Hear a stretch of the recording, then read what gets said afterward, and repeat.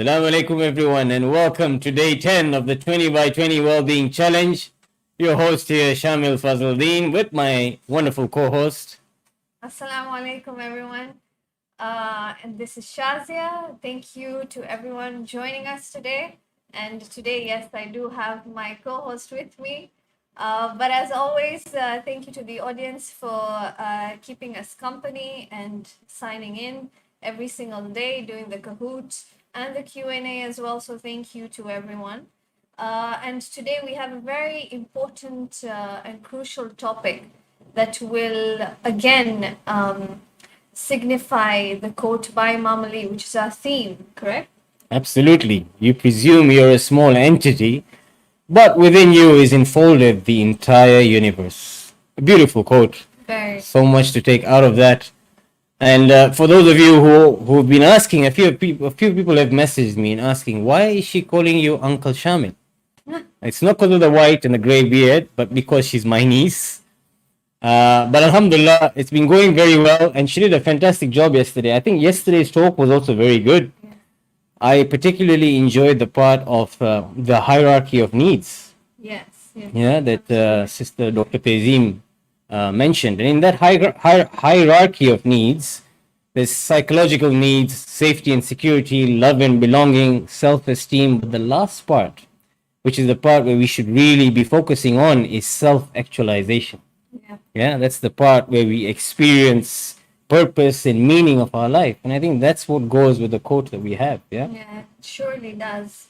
And I think yesterday's topic on emotions really got us thinking about a lot. She asked two very important reflective questions as well on how we can change ourselves in order to better ourselves, maintain our regulate our emotions and to be able to raise our children in a better way than our previous generation did. exactly. And you know, what I like about this challenge this time is that the topics that we're going through and what we've covered so far is all being engulfed in this quote that we have. But it's just proving that when we look within, we have the ability within to overcome so much and do so much more, right? So fantastic. As always, if anyone wants to reach out for anything, please reach out on the email address you'll be seeing at the bottom of the screen. There's also a WhatsApp number, and there's many thank yous to be given out for all of you and all our speakers. But without further delay, I think let's go into who our speaker for the day is. Yes, it's very exciting. And yes, our speaker for today is Sister Sukaina Thawar. You know, she's part of the Wellbeing 20 by 20 Challenge family. She was there last year with us and has gracefully accepted to come on today. Sister Sukaina is a conscious parenting coach, wherein this journey began back in 2017 when she picked up the book called Awakened Family by Dr. Shefali Tsabari, which inspired her to be a parenting coach and brought awareness to the lack of conscious parents, and thus wanted to do her best to serve her community. She has completed multiple teacher training courses throughout her 10 years in teaching and has also been through several other remarkable courses. Her passion lies in inspiring and empowering parents to be able to overcome any obstacle in the parenting process by educating them about patterns, triggers, and showing them mindful connection strategies. Sister Sukaina believes consciousness can create awareness, growth, and mindful connection with children for life. Sister Sukaina, are you there? Assalamu alaikum. Assalamu alaikum. Assalamu alaikum. Thank you so much for joining us today, Sister Sukaina. Wa alaikum salam. Thank you for inviting me and giving me the opportunity to take part in this challenge. And I love the 2020 Wellbeing Challenge because it's all connected to wellness and well-being and mindfulness. So being present and being conscious as much as possible in our lives. Subhanallah. Thank you so much for being a part of this, and the floor is yours. All right. So, Assalamu alaikum wa rahmatullahi wa barakatuh to all the audience. I'd like to talk about anxiety today. And it is a topic that I'm very familiar with because I myself deal with anxiety on a daily basis. I am an anxious person. I get excited very easily. I get, sad very easily, happy very easily. I get, these emotions which are intense. So, excitement, and whether it is anger or sadness. So, let's talk about anxiety, and I will share my screen and explain to you. Um, what I have created in this short notice. Um, can you see my screen, Brother Shamil? Can you see my screen, my presentation? We can. Yeah. If you just put it on presentation mode, yeah, there we go. Yeah. Perfect. So, what is anxiety? Right? Anxiety is a feeling of unease, such a worry or fear that can be mild or severe. Everyone has feelings of anxiety at some point in their lives, right? So, if we were sitting for an exam, we feel anxious, right? If we have a medical test, we feel anxious. If we have a job interview, we will feel anxious because there is some sort of uncertainty involved, or we need to prepare. So mild form of anxiety is fine, but when it becomes severe, then it becomes hard to handle. So what do we do when we feel overwhelmed with anxiety, right? So when I talk to parents, when it's regarding parenting, parents can be very anxious sometimes, very controlling. So I always tell them that you always have two choices between love and fear. So when you are communicating with your kid, don't come from fear, come from love. Choose love as often as you can. Every day you get a chance to interact with your child in a way that heals both you and creates more connection with your child. Your life is a sum of choices. You'll make bad ones for sure, and you'll make good ones as well, right? So come from love, not from fear, in regards to your children, when you make choices for them. Focus on what matters. So, why do we get anxious, right? Because if we have a long list, to do list, then we got to understand we need to prioritize our tasks by identifying what is important, what is urgent, right? Break down large tasks to manage your time effectively and consider delegating when possible. Take care of your well being, learn to say no, align your actions with long term goals. Utilize mindfulness techniques to stay focused and regain control, right? So, for ladies, usually what happens is, as mothers, we have a long list, to do list, and we keep saying yes to more things.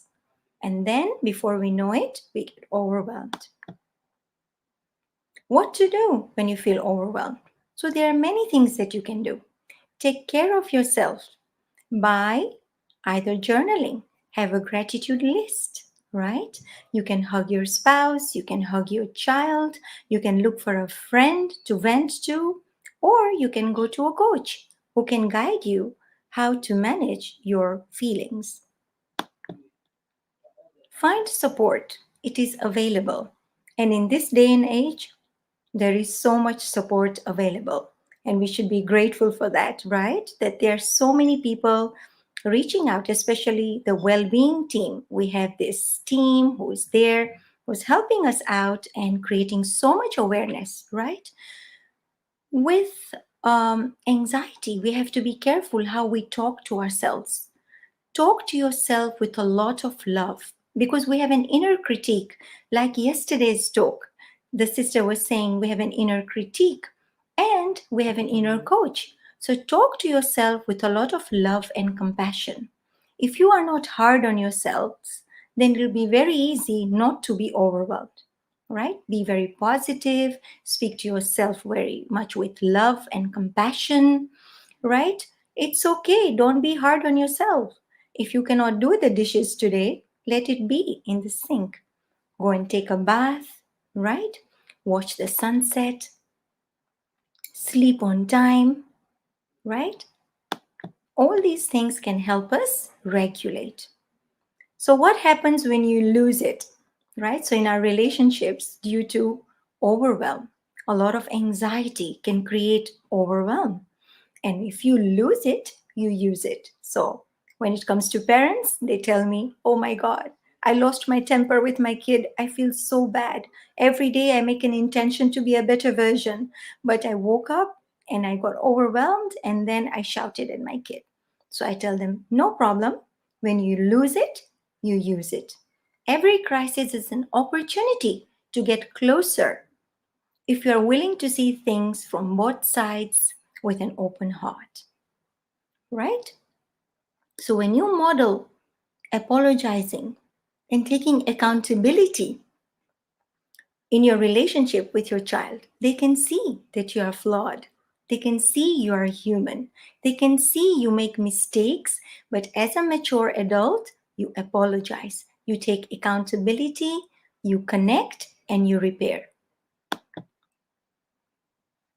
There again, take a do over. If you lose your temper, make sure you acknowledge that with your child. You tell the person that, you know what, it's not you, it's me. I'm having a bad day. Tell your kid that you are irritable, but you are taking responsibility by owning it and by telling them, you know what, I have a tough day.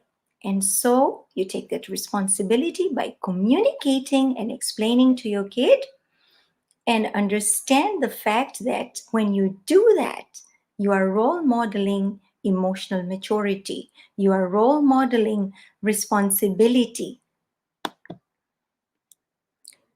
I know it can be difficult on some days when we feel overwhelmed. Sometimes we find that today is a very hard day, but on that particular day, you need to imagine God is always with you. He's sitting beside you, He is within you. Regardless of how hard the day might be, remember you are never alone. Allah subhanahu wa ta'ala is always with you. So, when it comes to kids, sometimes we raise our voice. So, instead of raising your voice, Rumi puts it very beautifully. Raise your words, not voice. It's rain that grows flowers, not thunder. This is something to ponder about. As parents, we have to understand that when we speak to our kids, the tone of our voice, when it changes, the kids know that my parent is in a bad mood, my parent is angry, my parent is disappointed, right? So don't raise your voice. Instead, change your words. Use better words so you can connect and communicate. Whenever you feel overwhelmed with anxiety, there are so many things you can do about it, right? Just mindfulness, being present, right? Noticing the things around you, slowing down rather than sticking to the to do list that you have, right? Coming back to the present moment, breathing and understanding, take it slowly. It's not an emergency. You don't need to rush, you know. Laugh with your kids, laugh with the people you live with, because it's so important to slow down. When you slow down, you don't get overwhelmed because you take notice, you engage, you are present. So, one of the most important things that I wanted to discuss is why do we get anxiety? So, you see, we have a window of tolerance, all right? And we have a comfort zone, which is in between here. So, anything that happens in your life, any stressor, let's say, right?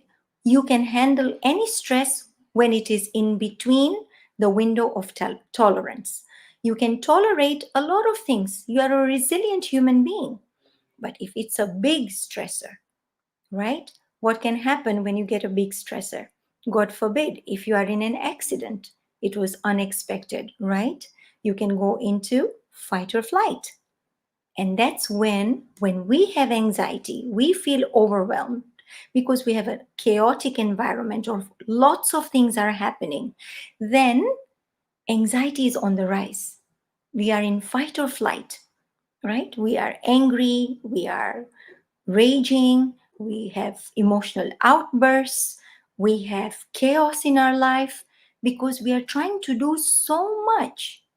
And hence, we are in hyper aroused mode, which is fight or flight, and hence we feel all this anxiety. So, the window of tolerance is very interesting.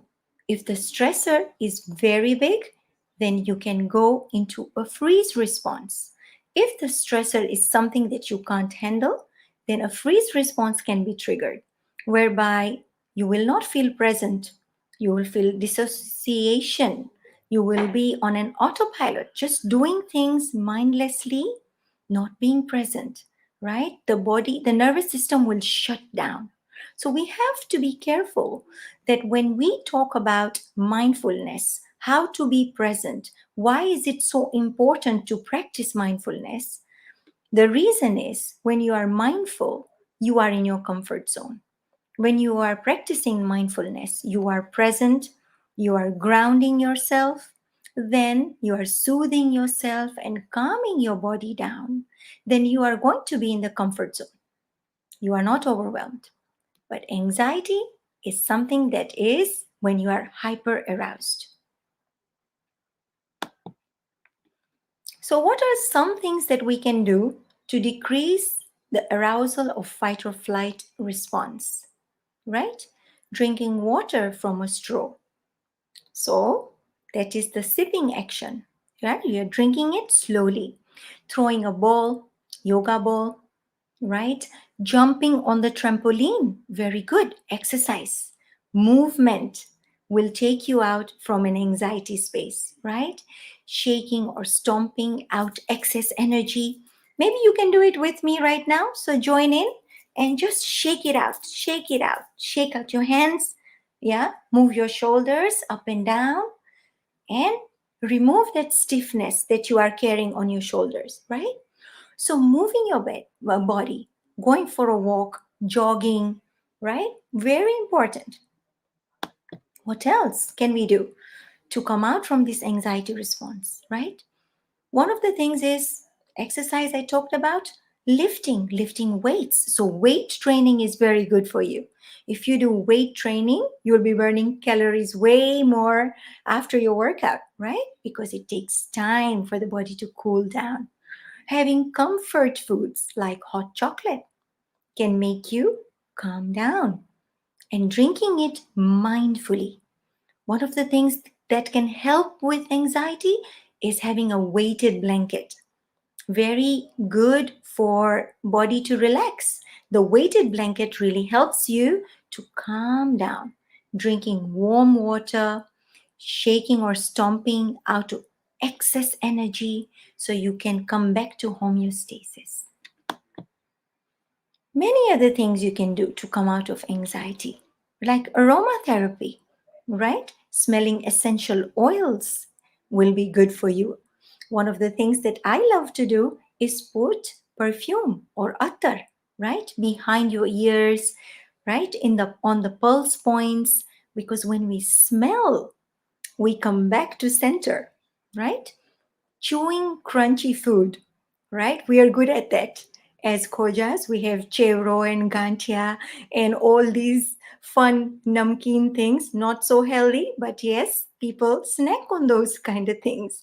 It's okay in moderation, right? So movement, jumping on the trampoline, having a nice warm hot chocolate, rocking on the chair, weighted blanket, finger painting, right? Art It can bring regulation, grounding yourself.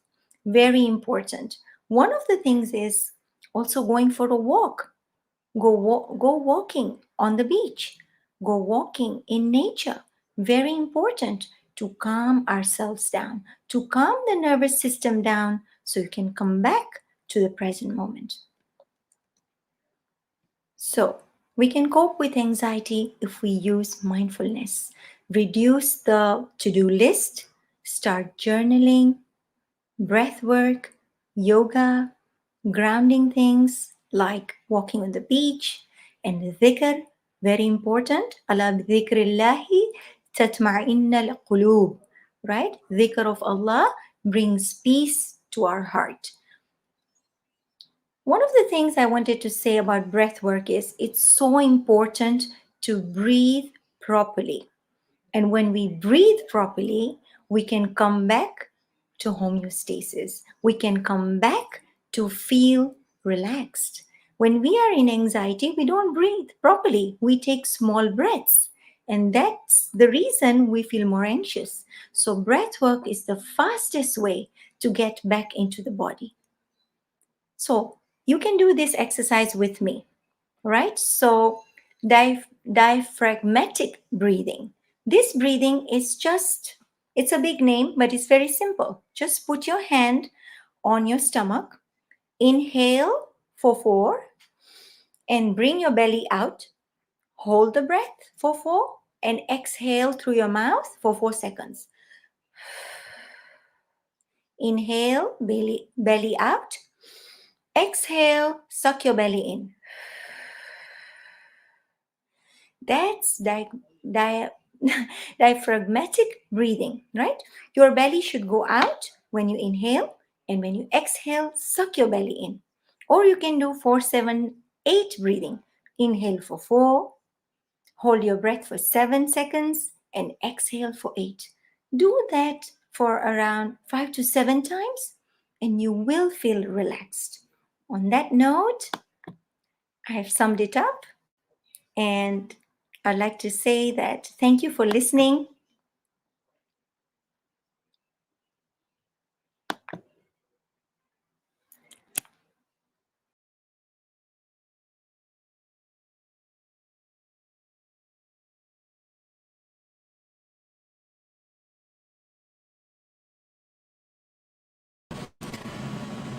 All right, so we're back again. Very sorry for that. We had some technical issues, but like I was saying, that technology can be great, but can be dangerous. It can be cruel at times. But thank you for being so patient with us. We are going to go ahead with the Kahoots. And after the Kahoot, we will show the leaderboard. Yes, right? correct. And the game pin for today is 797 625. 797 625. While we get everyone joining on, as always, please come on with your same name. Sister Shazia, that was a great presentation by Sister Sukaina. I think very good points covered.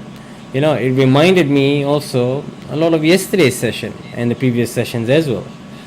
You know, of how she said that, we should reflect on our responses. So it's also because anxiety has a lot to do with a variety of our emotions, the emotions we feel, the reason why we have certain triggers, and I think awareness on what causes you to be anxious is very important to know, because awareness is always the first step and acceptance is always the second. So yes, I think that was a brilliant a few slides, and thank you so much, Sister Sukaina, for that. We will go into the Q&A after the Kahoot, so please do stay with us. And as for the Kahoot, we'll give it 2-3 more seconds. a few people have just dropped out, probably some internet issues, but we'll give it 10 more seconds and we'll start, yeah?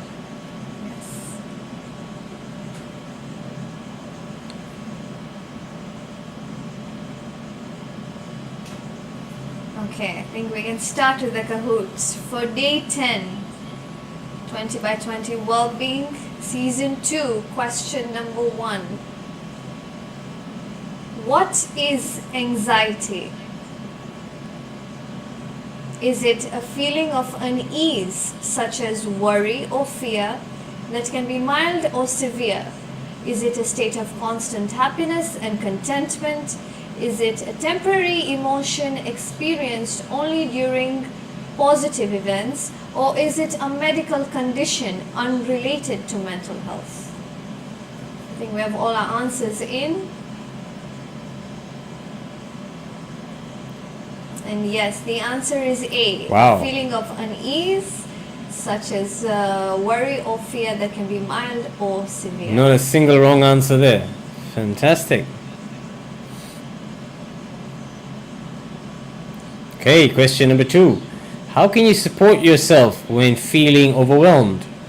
Keep choosing love, focus on what matters, find support, or is it all of the above?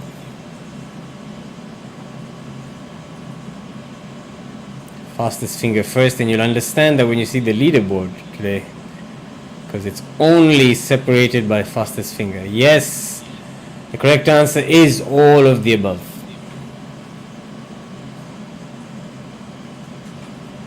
And we have question number 3. What is a recommended coping strategy for anxiety? Ignoring the feelings until they go away, engaging in heavy work activities, avoiding any form of sensory stimulation, or consuming excessive amounts of caffeine.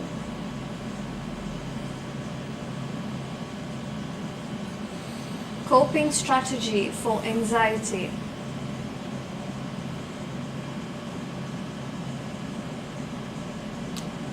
And yes, it's engaging in heavy work activities. Absolutely, such as the gym. Okay, question number 4. What is a type of breathing exercise to cope with anxiety? Is it holding your breath for as long as possible? Is it rapid and shallow breathing? Is it 4-7-8 breathing? Or is it the breath holding exercises? The 4-7-8 breathing rule. Or is it holding your breath? Is it rapid breathing? Or is it different breathing exercises?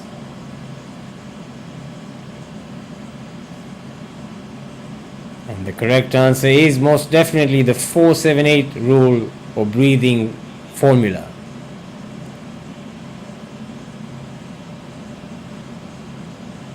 We have question number 5, which is, how does breath work help in managing various issues, including anxiety? By inducing a state of constant happiness, or providing a method to improve anger, anxiety, and trauma, or by reducing the need for sleep, or none of the above.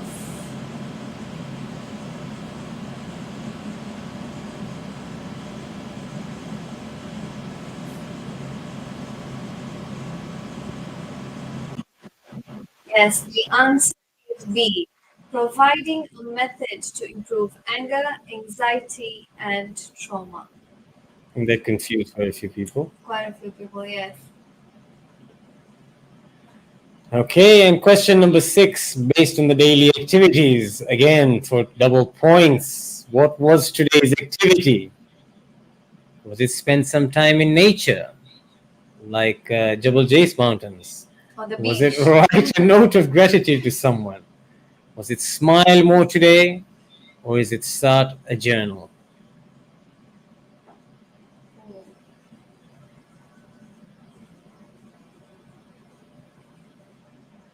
5 seconds to go. Absolutely, the correct answer is write a note of gratitude to someone. That ends our Kahoot for today. Podium is Shazia. In third place, we have Brother Muhammad Danish. In second place, we have Sister Zara Demani.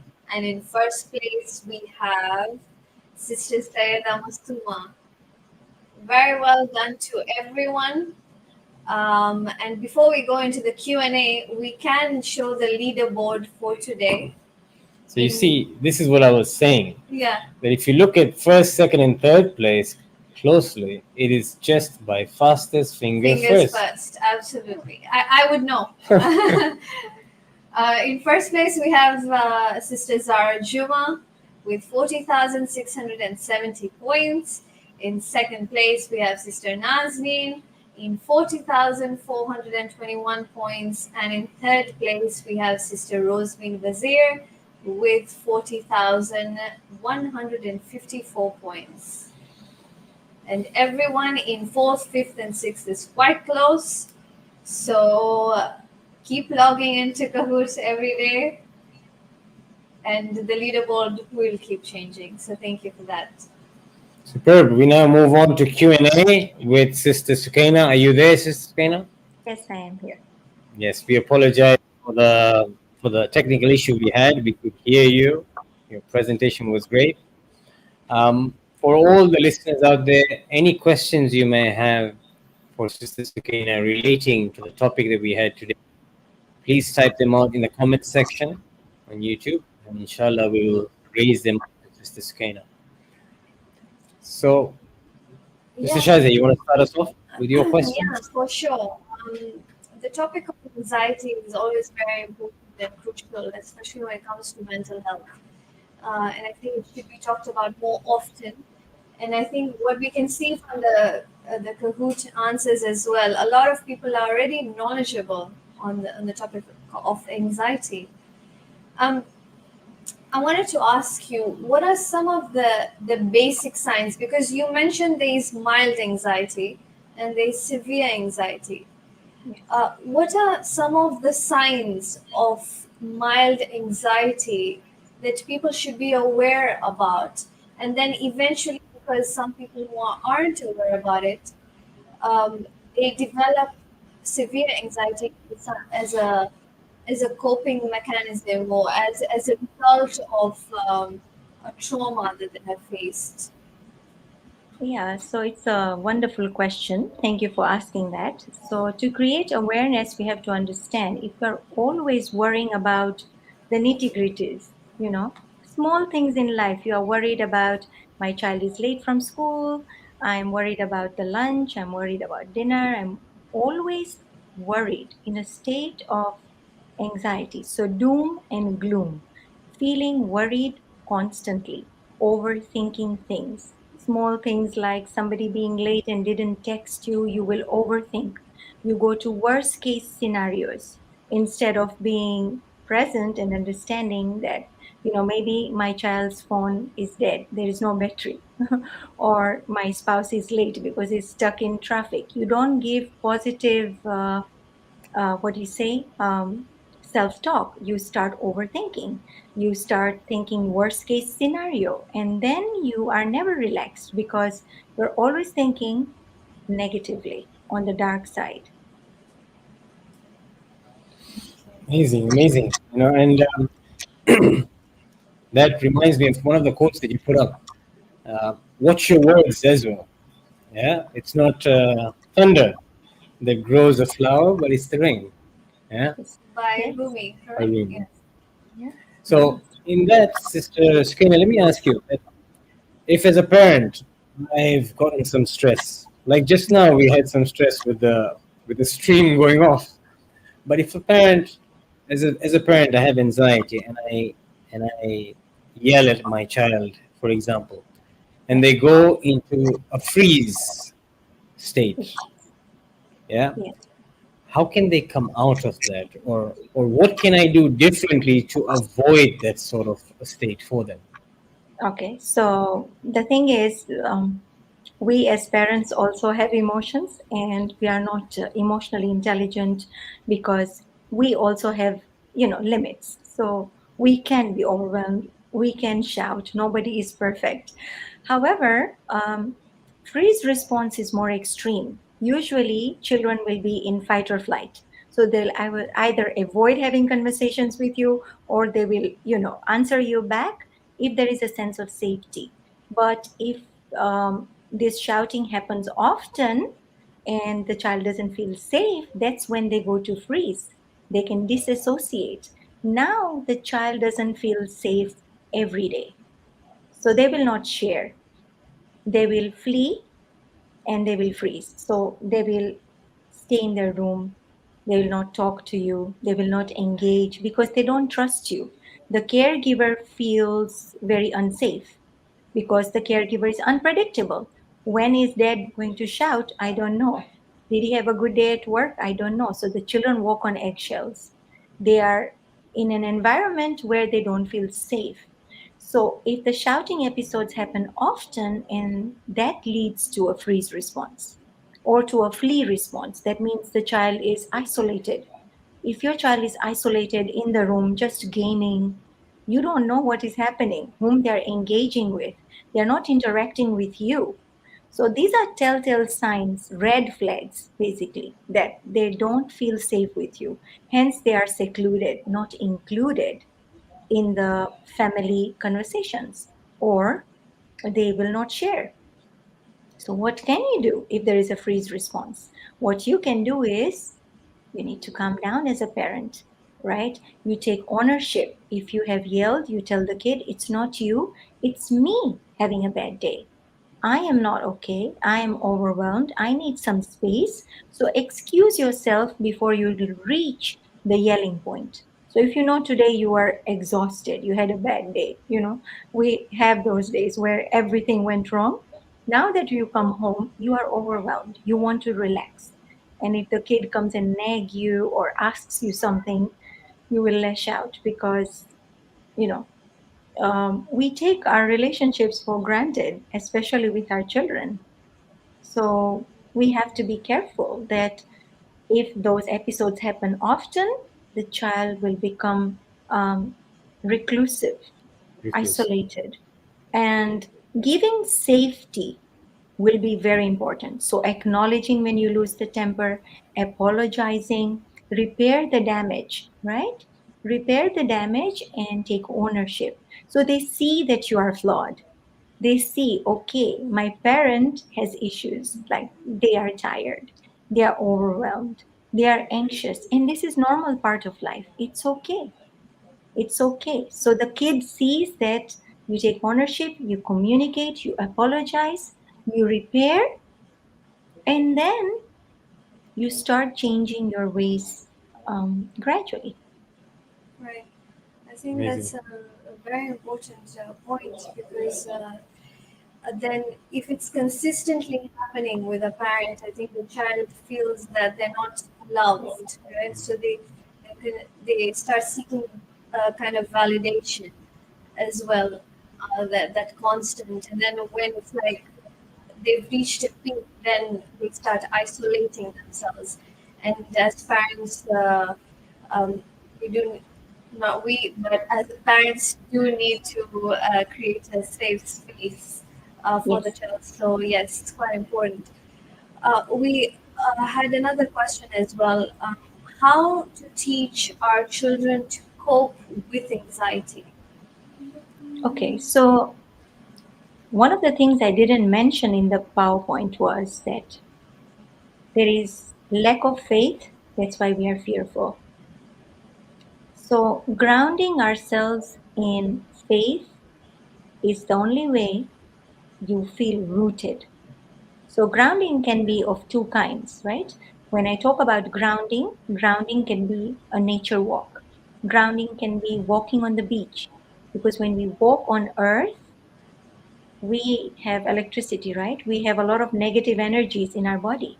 When we walk on earth, the earth is very positive, so it will take away your negativity. It will reduce overwhelm. It will calm you down. Remember, we are also 75% water. So if you walk on the beach, the water calms you down.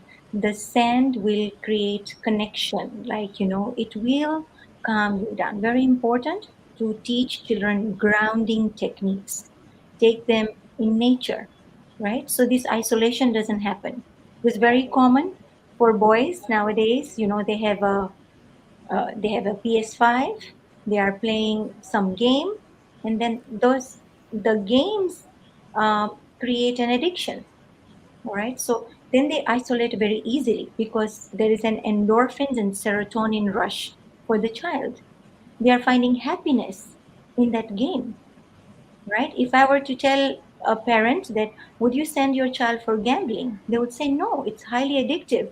Why? So the mind gets addicted to serotonin and endorphin. Why? Because the gaming is unpredictable. You will lose 5 games and then you will win the seventh one. So there's a lot of adrenaline also in the boys when they are playing, right? There's adrenaline rush and they are competitive. They think that they are engaging with people, but that's not real engagement. So being in community, having a good, friend circle where they are socializing so they don't isolate, putting boys in sports, whether it is, swimming or karate or taekwondo. Very important for boys to remove aggression in a physical way that will reduce anxiety as well because boys need that movement. Anxiety can reduce through grounding, through exercise, and remembering faith over fear. How can we invest in our children to have more faith in God? Because fear, at the end of the day, is the function of the enemy. Who is the enemy? Shaitan. He whispers, he creates waswasa in our heart. So we got to zoom out when we are afraid and remind ourselves, calm ourselves down and remind ourselves it's okay. It's okay to be afraid, but it's not okay to be overwhelmed because grounding yourself in God and understanding that He's always with us. Amazing, amazing. You know, as our topic today says, that is my anxiety caused by my surroundings? There are certain surroundings around us that can calm us down, as you rightly mentioned. But do you believe that there are certain places that can increase our anxiety? And what Yes, can we do at that time? yes, definitely. Anxiety can be increased by not being mindful, right? So we start with 1 cup of coffee in the morning, then we go to work. At work, we are stressed, another cup of coffee. If you are not mindful and you are having many cups of coffee, due to stress, right? So we are actually shunning those emotions, not listening to the anxiety when it's coming up, the fear, the insecurity when it's coming up. Are we conversing with ourselves, right? Are we reminding ourselves it's okay to be angry? It's okay to be afraid, but I can do breath work. Okay, I'm feeling overwhelmed. What can I do? Let me not drink extra cup of coffee that will just increase my anxiety. It will bring the heart rate up. It will make you feel very restless because that's what over drinking a lot of coffee does. A lot of caffeine is not good. And hence we have to be mindful. We have to drink more water. We need to move our body, breath work. What increases anxiety is not being mindful. Shoving that anxiety feeling on the side, having more coffee, having a long list of to do, I will do this and I will do that, I will do this and I will do that. And we are busy doing, and not being present, just doing our chores and our duty. It is fine, but you have to take the pause when you feel anxious. You have to say no to other things so you can be present. Have compassion for yourself. The problem is that if we were brought up in an environment where there was a lot of criticism or punishment, then we will be very hard on ourselves because our inner critique is louder than our inner coach. Yesterday's talk, I'm connecting from what I heard, right? Our inner critique is loud. So we have to remember that in our mind, there are different voices, right? We have the inner coach, we have the motivation speaker inside. There's a voice in our head that praises us. There's a voice in our head that really puts us down. The inner critique, if it's loud, it can be detrimental for anxiety because you'll be hard on yourself. You'll keep doing more things. I don't want to feel the anxiety. Let me do more stuff. Okay, let me go here. I'll go to majlis, maybe 5 different majlises, but I'm not present in the majlis. I'm actually either on the phone answering somebody. So multitasking. People who have a lot of anxiety, anxiety becomes severe because we want to multitask, right? We're in the mosque, but we are chatting with somebody, we are answering this one, we are following up, we're always busy, busy, busy. We never took the pause. And now come night time after dinner. And if it's a late dinner, it's worse, right? We need to have early dinner. Have dinner at 7 p.m., 6 p.m. So it's digested before 10, before you head to bed. As you head to bed, in your bed, you'll not be able to sleep because now whatever you ignored throughout the day, you had more coffee, you did not, work out, you were busy doing chores and more work, you will not be able to fall asleep because everything that you ignored is going to overwhelm you at night in your bed. Now you are thinking, this happened and this happened and this happened, and I'm feeling so overwhelmed. Now you start feeling the palpitation, the breathlessness. I can't breathe. I feel like I'm suffocating. I feel like, I'm choking. Why is this happening? It's happening because we did not process. We did not pause. We did not journal.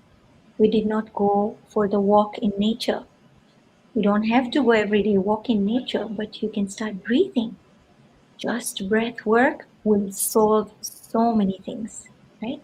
Simplest thing to do is breath work. Whether you do 4-7-8 or you do there's a different kind of breathing also. If you do yoga, then you do pranayam, right? So you what you do is you hold one nostril, you inhale from the left, you exhale from the right. Inhale from the right, exhale from the left.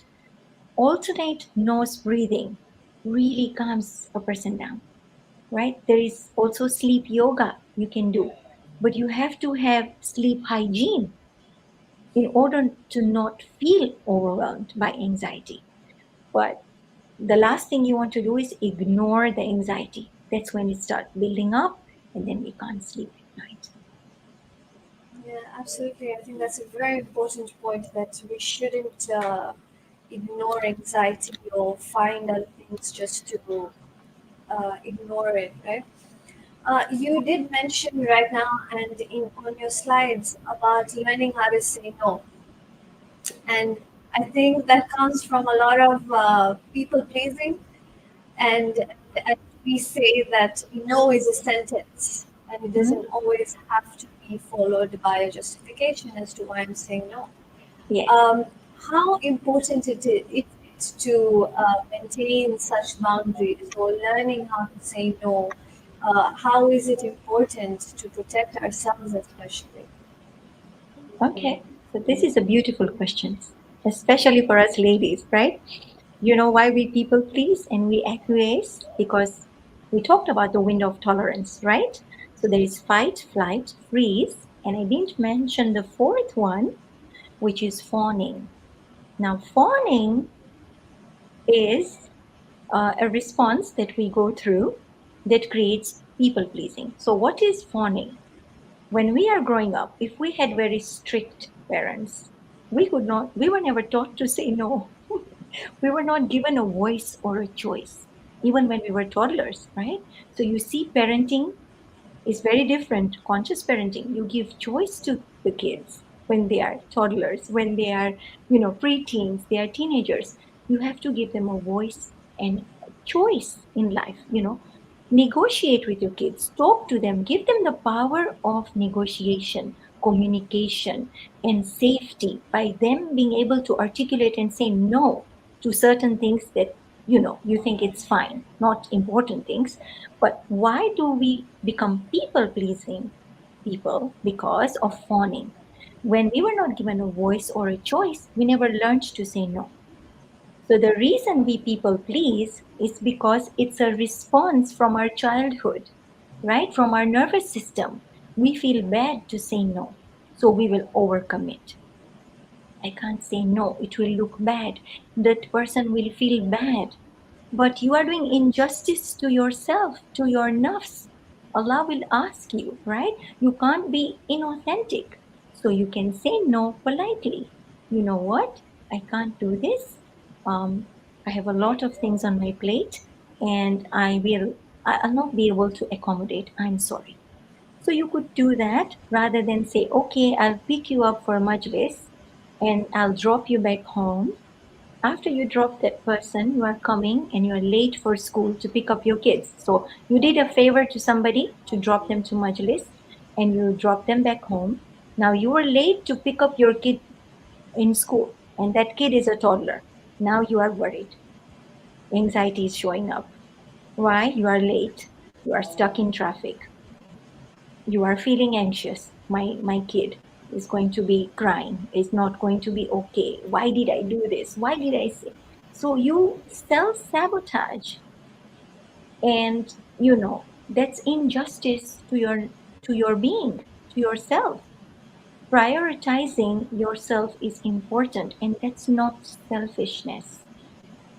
That is being more compassionate towards yourself, not burdening yourself, because picking up your kid from school is mandatory. I mean, it's important, it's priority. That other thing that you did was taking somebody for majlis was something as a favor, right? Amazing. I always say there's two aspects. There's one must have and one good to have. So I think in that it goes very well. Unfortunately, that's all we have time for today, Sister Sukaina, but I think we could go on and on with this topic. Mashallah, your wealth of knowledge in this sphere, in this area, and teaching us more about anxiety, but also bringing in conscious parenting. Inshallah, we will definitely be having more sessions with you, and we'll Inshallah. be coming back knocking on your door again. Thank Inshallah, you so inshallah. much for today, Thank you for having me, and for guys. Thank you. choosing to doing the topic of anxiety. It's very important. Thank you so much, Sister Sukaina. Thank you for having me. Thank you. Okay, and we now move on to the part of this show every day where we show the book of the day. Yes. Before we actually go into that, because today's activity was write a gratitude journal to someone, I did want to ask my uncle who he'd want to write a gratitude note to. The various people I have, but I guess if I'm on the spot, I think I'll write a gratitude note to you for taking over yesterday's session at a very short notice alone. So thank you, Sister Shazia. Thank you. Okay, so as always, I'm going to be reading out a book excerpt. And for today, we have How We Heal by Alexandra L., which is about uncovering your power and setting yourself free. Healing in the wellness community is often talked about as an end goal. The messaging suggests that if we can just heal and get over it, whatever it is, all will be well and good. But healing does not mean that you won't experience more suffering or tenderness around the original thing that hurt you. Healing is a forever thing, or like I say to my clients and students, a constant reminder to love and care for ourselves, an invitation to nurture ourselves just like we do everyone else. Profound. Heal for yourself. Yes. Amazing. And with that, we've come to the end of day 10 of the 20 by 20 Wellbeing Challenge. We thank you once more for being here, staying with us right to the end. For those of you who have missed it due to various reasons, inshallah we'll be sending out the recording. But we'll see you all back again tomorrow for day 11. Until then, we say good night, God bless, and goodbye.